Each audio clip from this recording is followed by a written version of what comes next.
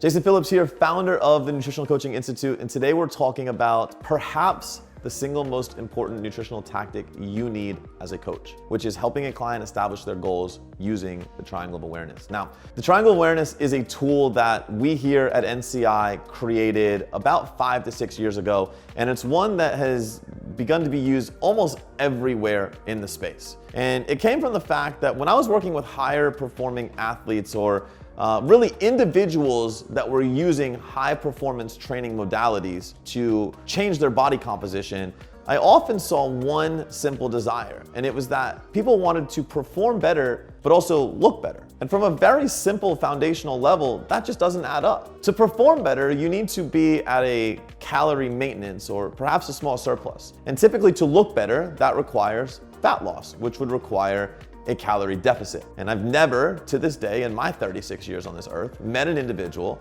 that can be in a calorie deficit for a prolonged period of time, and at the same time also be caloric maintenance and or a surplus. It just doesn't add up. So the real question is, what are your goals? And I'm asked all the time on podcasts, what's the one nutritional tactic that you would use or that you could pass on or give to the world? And this is it. It's a simple understanding of what a client's goals are, but more importantly, what a client's goals are not. And that's exactly what the triangle of awareness helps you illustrate. Okay, so when we look at a triangle, it is the perfect representation of this principle. On one corner, as it is, we have performance. On another, it is aesthetics. And at the very top, we have longevity. And as you'll note, the furthest point, the absolute point of performance is maximal distance away from aesthetics. It's also maximal distance away from longevity.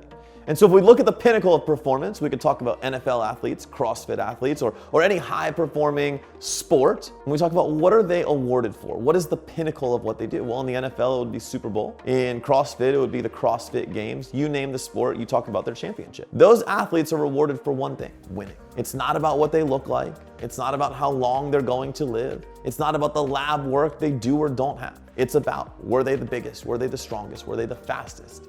Did they win their sport? The end.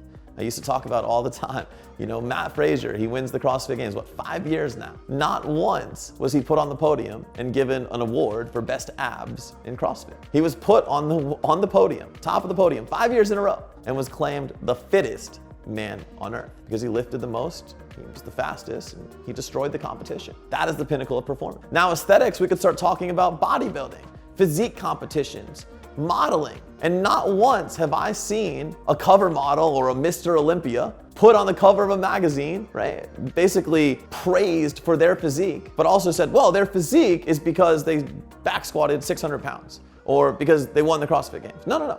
The reason that they win Mr. Olympia, the reason that they are on the cover of a magazine is a visual representation of who they are. Now, they might be the weakest person in the gym, but that doesn't matter, because they have a visually appealing aesthetic that people are going to desire. But once again, it's also maximal distance away from longevity. So again, these people could be extremely unhealthy, and we don't know that. And if I'm being fully transparent, for a long time in the physique industry, a lot of models were, and that's a sad thing. But they also could have poor lab work. They may not know their lab work. They are not being judged on those things. They are being judged on one thing and one thing only, and that is the appearance of their physique. And finally is longevity. We talk about longevity in terms of well-being, but we also talk about being able to live to be 120 years old. And we know that the protocols to get there are to reduce stress. Well, if we talk about maximal performance, that's a lot of stress.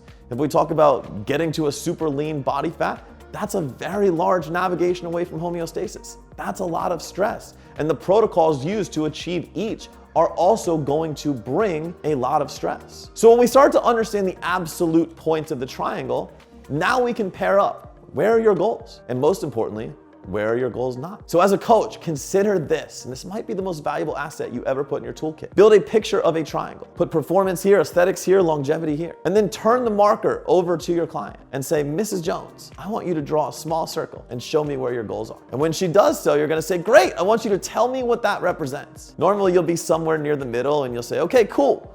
She's like, well, I want to perform more and I want to look better and I want to feel better. Okay, cool. Well, that's great that that's what you see, but let me tell you what I see. Because what I see is that you're also okay with not having the best physique, not having the best performance, and not always feeling the best. Is that cool? No, it's not okay. Okay, so which one's the most important to you? And when you finally get to this point with your clients, you've finally built an appropriate foundation to begin your journey from. It's very important to note I said begin, not continue. Because if you don't begin your journey here, if you don't use this as the foundational principle by which you work with clients, you will lead several clients to where they don't truly want to be, which will ultimately make you look bad as a coach, which will ultimately lead to a lot of very unhappy clients and a lot of negative word of mouth around you and your business. And that is not what we want to see happen. So please, use the triangle of awareness. Help clients achieve the goals they truly desire. Help them understand what they don't desire. And then, of course, if they have multiple goals, transition the triangle of awareness into a periodization. Because by using nutritional periodization, you can, in fact, achieve multiple sets of goals. And that's another video listed here